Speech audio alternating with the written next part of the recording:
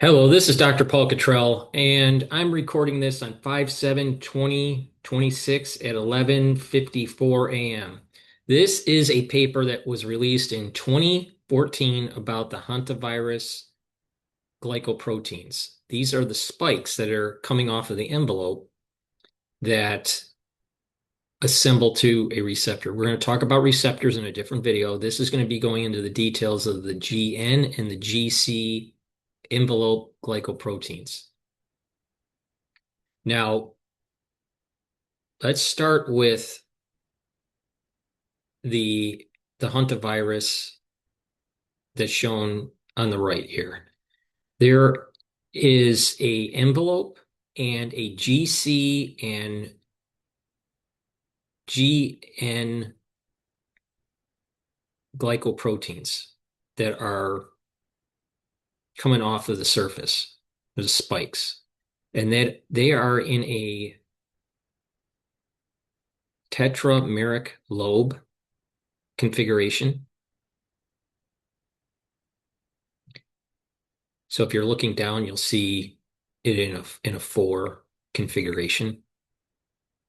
And like I said in the previous episode, you have these negatively sensed RNA that has three segments, three individual strands, I should say, individual strands. And they are defined as the long, the medium, and the short.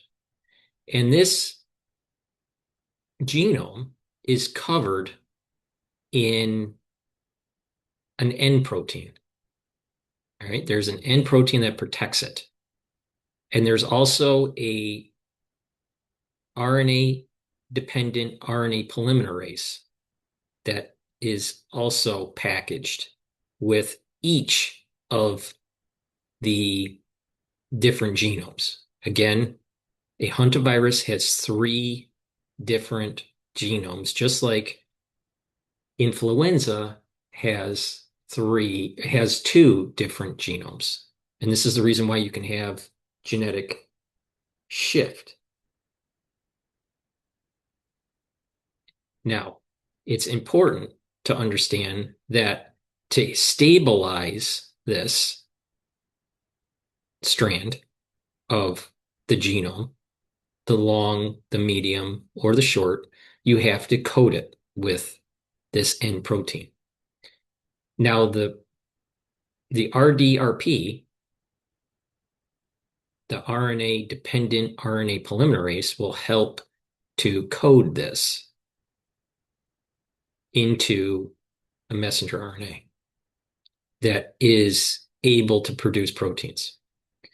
And then you have the glycoprotein spikes. Now, the tulip virus is similar. There's a similarity to it. I believe it's called the tulip virus. Let's see.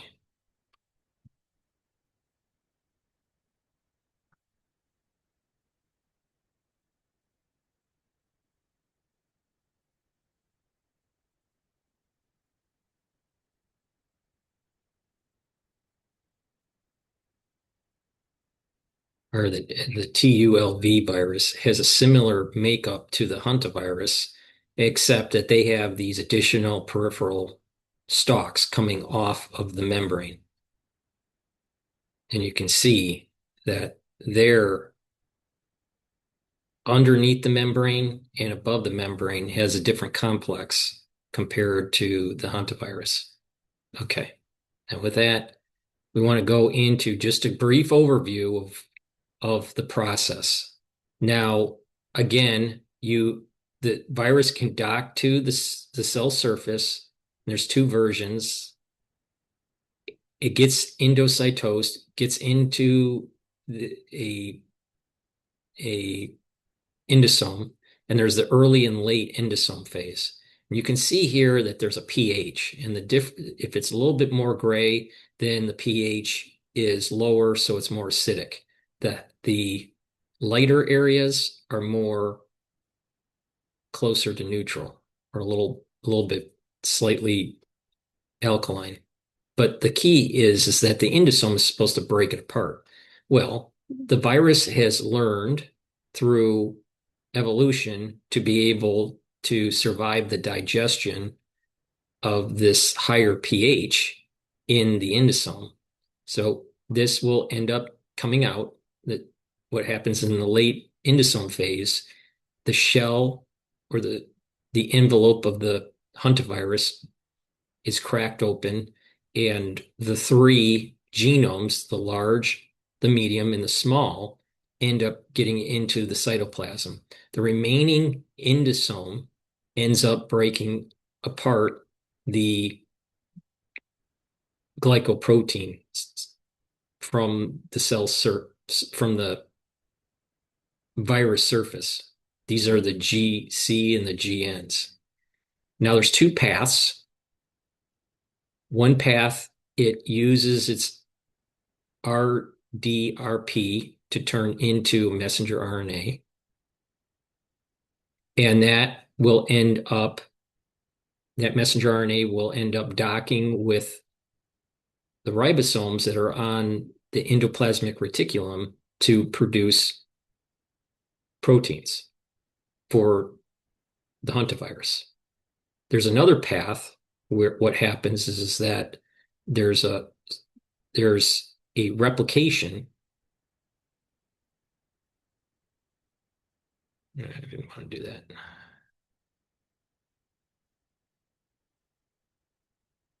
Didn't want to zoom in there. Okay. There's a replication that takes place, and that replication is getting closer to the Golgi apparatus and assembles in the Golgi apparatus, goes through a series of different stages, and eventually is packaged and exocytosed out of the cell. Now, there's also a method that I talked in the previous episode where the genome that's replicated is chaperoned to the cell surface and then packaged and exocytosed. While the actual glycoproteins for the virus are in an exosome that ends up moving to the cell surface and packaging the viron and then exocytosed. It seems that this method here is more virulent versus the Golgi apparatus method. Okay, now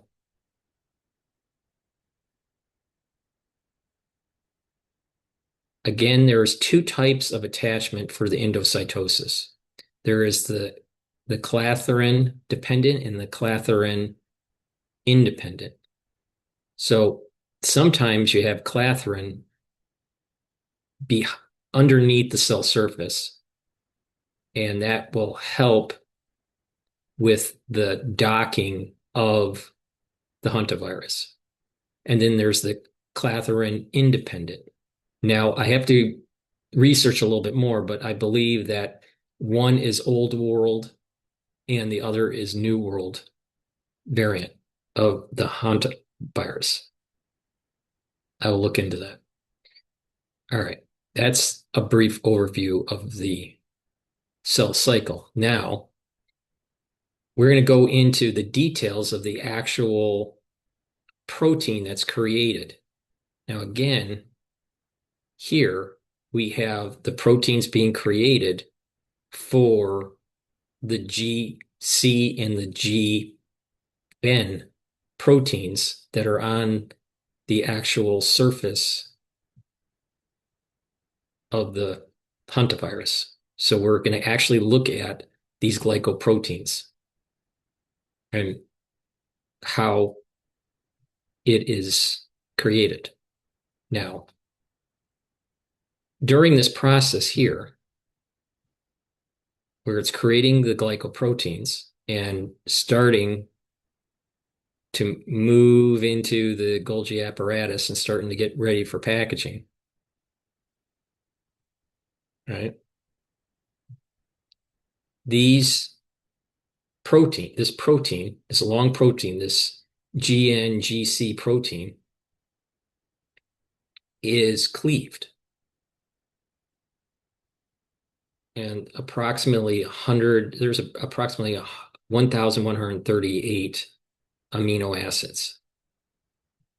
Now, the front part of the protein is what will be the GN, and the back part of the protein will be called GC. And there's cleavage points, and these are cleaved at the SP and the WAASA position to produce two proteins, the GN protein and the GC protein. And as it's being processed in the Golgi apparatus, it's starting to fold properly. All right, there's folding in the there's folding. Let me rephrase this. There's the production of the proteins based on the rough endoplasmic reticulum, and the protein is inside the endoplasmic reticulum and folding. And then it eventually is docked and then released. And that's released, goes to the Golgi apparatus and does further processing to be assembled. Now, remember, this is a tetramer. So there's 4 to each spike. This is a tetrameric lobe. There's 4 of them to make a spike. Now, this is one of the 4. And it gets cut and folded and merged together between the GC and the GN. And then 4 others come in and bind. Now, again, the SP and the WAASA attach areas are the cleavage areas to determine what the GN and the GC are. Now, there's some additional things to keep note. N represents the location of the aspergin resins that are likely to carry glycanization. These are the N's. All right. And at these points, there is glycanization that takes place for the GN and the GC. There seems to be more glycanization on the GN than the GC. Now, in terms of the numbers follow these letters, indicate the corresponding residue member within the GPC of the Andes virus. All right, that's the human-to-human transmission. So these are the areas of concern for glycanization for the Andes virus. Now, the ZF1 and 2 indicates the location of the 2 zinc finger domains, ZF 1 and 2. So this is the zinc finger. And the RNC-BS indicates the suggested ribonucleocapsid binding sites.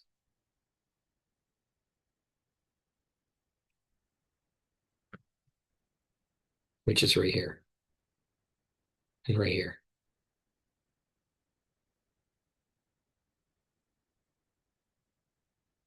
Now the motif of the YXXL represents residues involved in ubiquitization.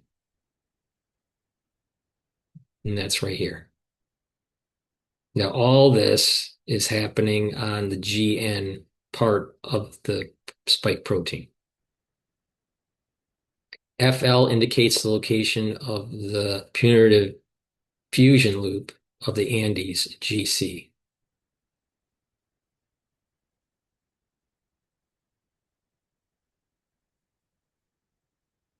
Molecular structure of the Andes, GN-CT zinc finger domains, dark cyan.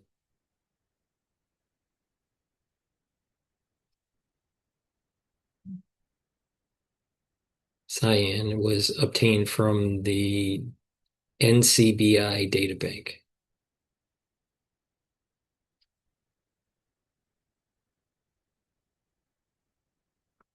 And these are the ribonucleocapsid binding is also here at the end